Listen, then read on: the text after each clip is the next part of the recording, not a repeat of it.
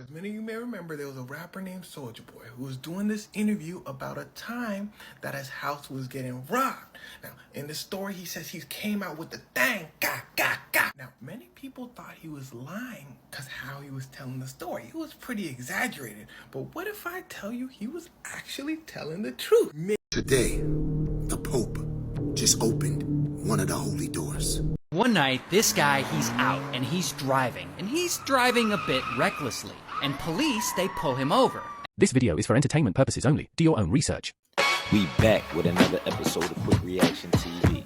Smash the like, subscribe, and rock the bell so you won't miss an episode. Watch this rabbit hole to the end. Let's jump in. Quick! Let me tell y'all a true story. Piece of boom. Watch this video to the end. It's going down. TikTok. This is for entertainment purposes only. Let's go. Yo, some shit's about to go down. What? The reason I say this is that my friend was out hunting and noticed something that he's only seen twice in his life. Come on. And he is a gentleman in his 70s. Okay. And he said he saw squirrels hoarding, and they were working together very feverishly. Really? And this is a sign that they're preparing for a storm coming. Shh. Shut up! What storm? What are you talking about? The squirrels is always getting ready this time of the year. Stop playing with me, son. TikTok. This is for entertainment purposes only. I don't know who that lady is and what she's talking about. She's talking about the squirrels were preparing for stuff. The squirrels been preparing for stuff their whole life, every single time this time of the year. Shh.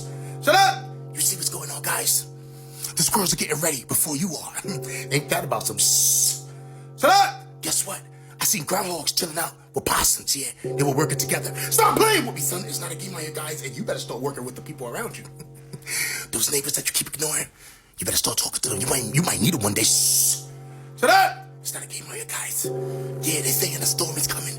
I don't know when because they say shit that's not true all the time. Stop playing with me, son. And I don't know who that lady is, and I don't know what she's talking about. And she better stop talking about squirrels because we're humans, and that's the only thing we know about. Shh. Shut up! But I tell you one thing, if I'm ever outside and I see squirrels hand the sign to a groundhog, hand the sign to a raccoon, bro, I'm out of here.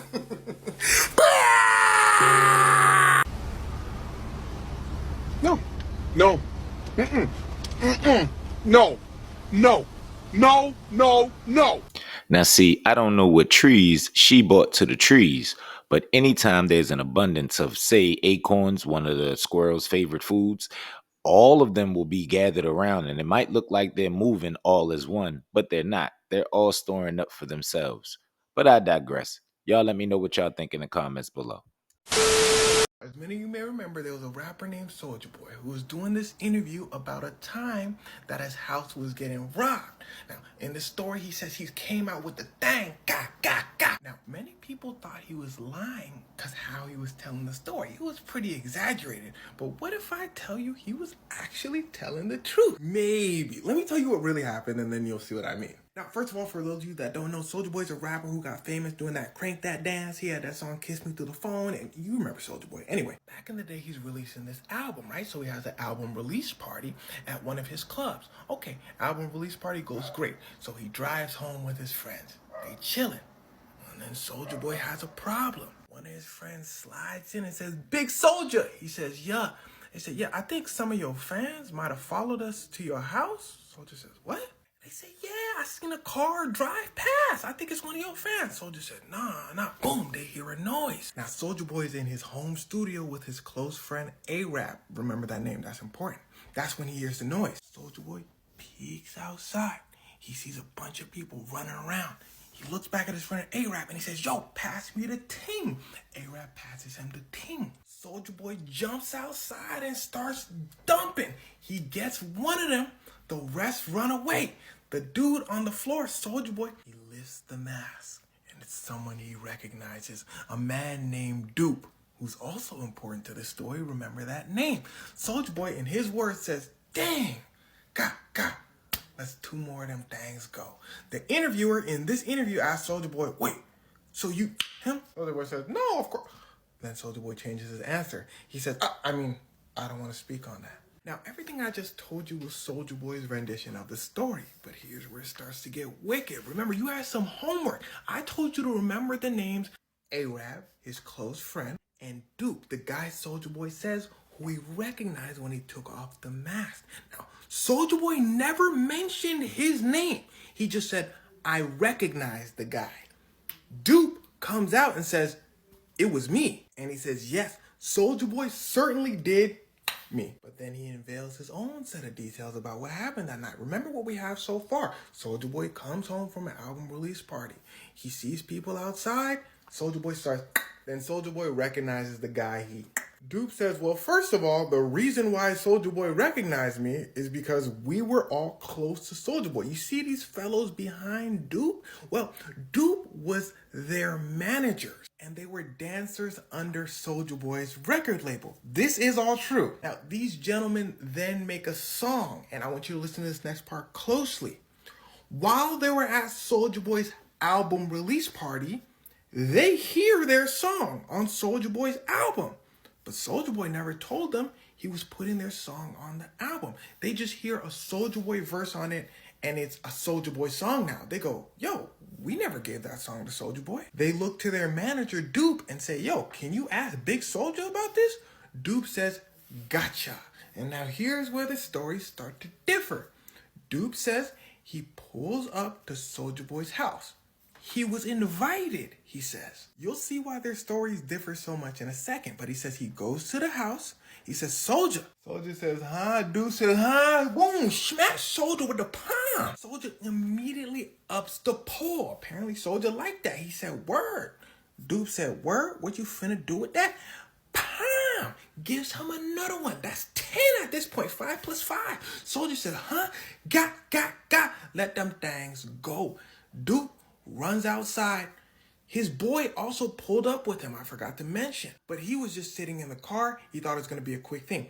He goes and he grabs Dupe and takes him to the hospital. Dupe wakes up with handcuffs on him, and now here's where everything ties together. Basically, what Dupe is trying to say is Soulja Boy made up that whole story because Soulja Boy didn't want to get in trouble.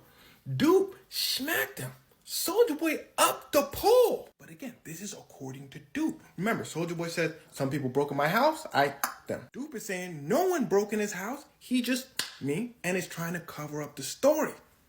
The police, though, said, we're just gonna put you in handcuffs while we figure out which one of y'all is lying. Well, I can't tell you why, but it seems they believe Soulja, so they took Dupe and his partner to jail. They tell him, look, y'all try to rob Big Soulja? 25 to life. They said 25 to what? They said, nah, with what evidence? What evidence does Soulja Boy have? The police said, all right, we'll give you 10 to 15. They said, where's the evidence? The police said, why you keep asking the same question?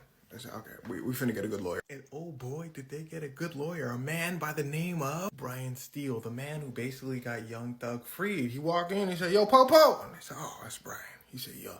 Where the evidence? The police go, evidence? Now, at this point, the police already had Dupe locked up for 9 months. So Brian tells him, look, you give him 3 more months, we'll call it a year, you let him go. We don't got to do a trial, we don't got to fight this and that. 3 more months. Police say, all right, deal. So it seems police don't even have crazy evidence about what happened that night, and it was left to a he said, she said type thing. But final person I want to mention is Soulja's friend Arab. Now, Arab and Soulja Boy stopped being friends a while back. They had a falling out, which is actually pretty important to the story. That means he really doesn't have a reason to lie for Soulja Boy. If anything, he'd probably make him look bad. But he says, look, people came into the house with masks.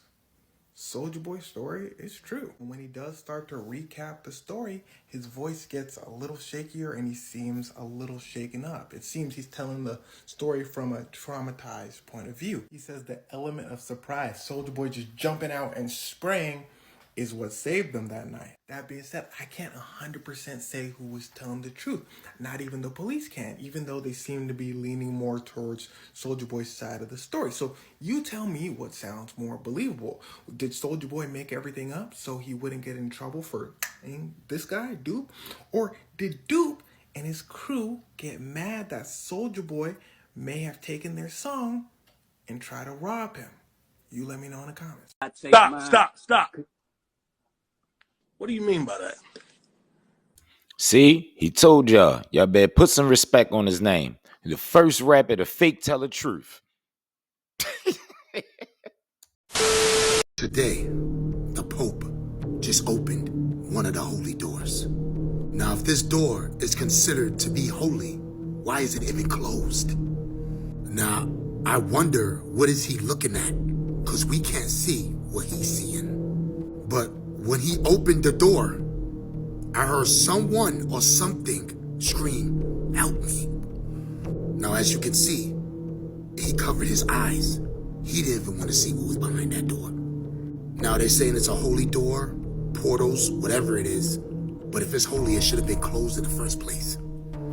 I don't know what's about to happen or what's about to go on, but something is up. And that door is a pretty big door. Who knows what's about to come? Shh! Don't you say it. TikTok, this is for entertainment purposes only. I'm just letting everybody know that today the Pope opened one of the holy doors.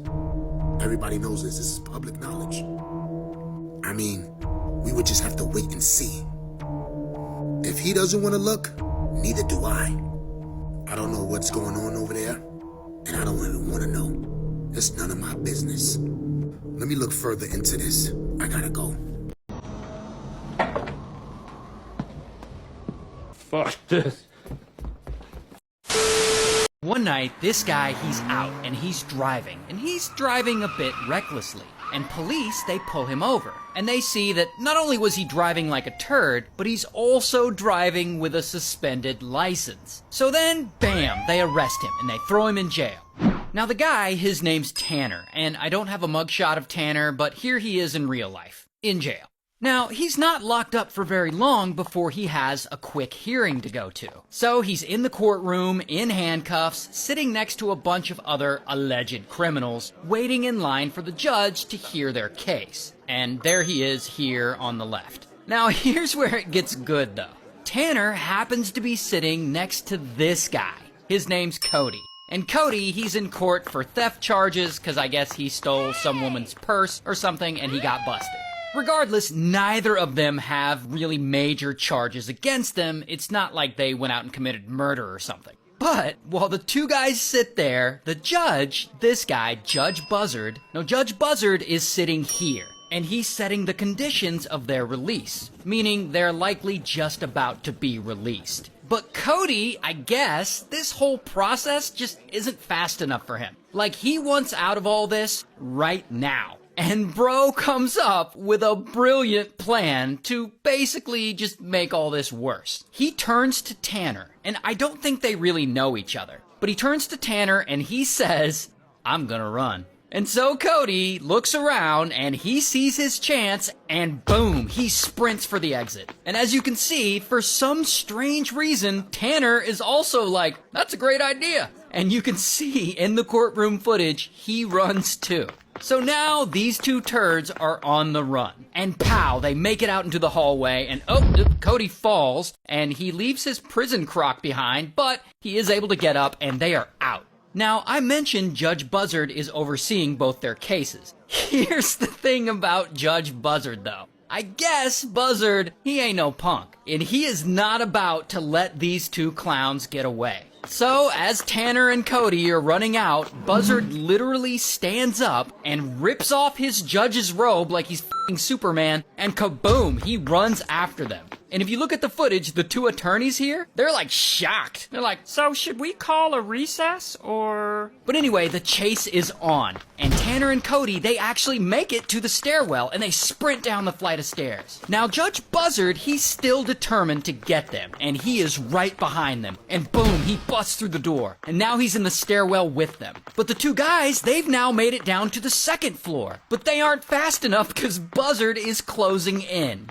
But then, finally, they make it to the bottom floor, and Tanner actually makes it first, and he gets out the door, and he keeps running. But then, Cody makes it to the bottom floor, but not before Judge Buzzard grabs his ass as he's trying to run out the door. And pow, he tackles him just outside the building. Moments later, a couple of deputies catch up, like, "Oh, hey, did you need our help?" And so, bam, well, I guess they can't really arrest him because he's already under arrest, so they just escort Cody back to his cell, where I'm sure he sits there all ashamed that his escape plan didn't work. But there's still Tanner, who's still running, still in handcuffs, and he's now about 4 blocks away. But then, suddenly, Tanner does something he should have done a long time ago. His brain starts firing on all cylinders, and he actually starts thinking about the consequences of what he's doing. Like, does he really want to break out of jail like this? Does he really want to go on the run and be an outlaw? So, with all these thoughts going on, in that moment, he thinks hard about these things, and he's suddenly like, nah, this isn't worth it. And he just stops. And pretty quickly, police catch up to him, and I like to imagine they tackled him and roughed him up a little bit, but I honestly don't know if that happened. Regardless, bam, they grab him and they take him back to his cell. Here's the thing, though. To police and to Judge Buzzard, it doesn't really matter that Tanner stopped on his own. All that matters is that he was in the middle of a court proceeding and he decided to make a run for it like an absolute turd. So for the both of them, they went from basically misdemeanor charges, driving without a license or whatever, to being charged with second-degree escape, which is a felony. So now they're both felons. Now, you might be asking, why did they suddenly run when they're likely just about to be released anyway? Well, according to Tanner, it was just a split-second decision. I don't even know why I did it. Like, I would be out of here if I wouldn't have ran. So he doesn't even know why he did it. While Cody actually has a better explanation. I didn't try to escape to get out. I tried to escape to get well, and I tried to do what I could do to get my drug addiction. So anyway, eventually they go back to court, and Tanner is sentenced to a full year, while Cody is actually sentenced to 3 years. Wow. Salute the robo judge. My man said he gonna pass his sentence one way or another. Now that was special. And the crackhead, that was normal. He did some crackhead shit. He ran. But you, my boy. You are really dumb. For real. That's the episode, crew. Thanks for chilling to the end. Please like, comment, subscribe until we do it again. And remember, keep God first. Respect yourself. And remember to forgive. And I'll see you in the next vid. Quick.